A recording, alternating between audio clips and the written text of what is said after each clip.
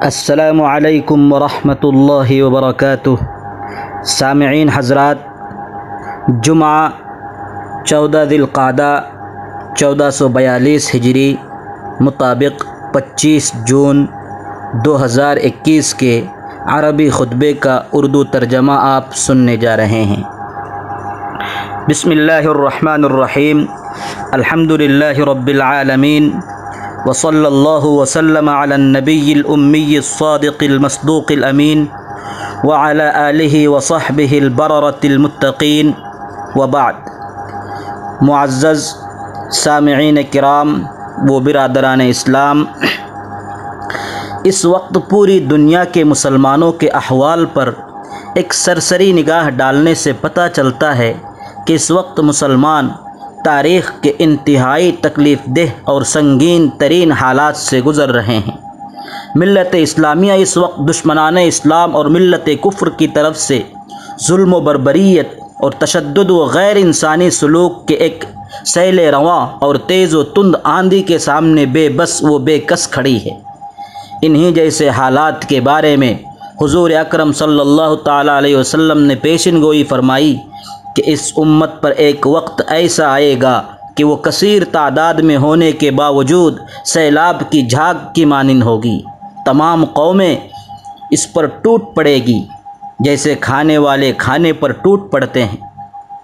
چنانچہ اس امت کے اتحاد و اتفاق کا شیرازہ بکھر جائے گا اور یہ اپنی عزت و غلبے کے سرچشمے سے یعنی کتاب و سنت سے دور ہو جائے گی، جس کی وجہ سے ان کے دشمن ان پر جری ہو جائیں گے اور انہیں طرح طرح کی مصیبتوں اور آزمائشوں میں مبتلا کر دیں گے۔ آخر کار ان پر نو بنو کی ثقافتی، فکری اور عسکری یلغاروں کا ہجوم ہوگا، قتل و غارت گری اور خون ریزی کا بازار گرم ہو جائے گا۔ آج ہمارے سامنے مسجد اقصی اور فلسطینی مسلمانوں کے ساتھ ظالم اور غاصب یہودیوں کی طرف سے ظلم و تشدد اور خیانت و زیادتی کی وہ بدترین تاریخ رقم کی جا رہی ہے جسے دیکھ اور سن کر دل چھلنی اور آنکھیں خون کے آنسو بہانے پر مجبور ہیں۔ غزہ اور مسجد اقصی یتیم بچوں اور لاچار بیواؤں کی آہ و بکا سے گونج رہی ہے۔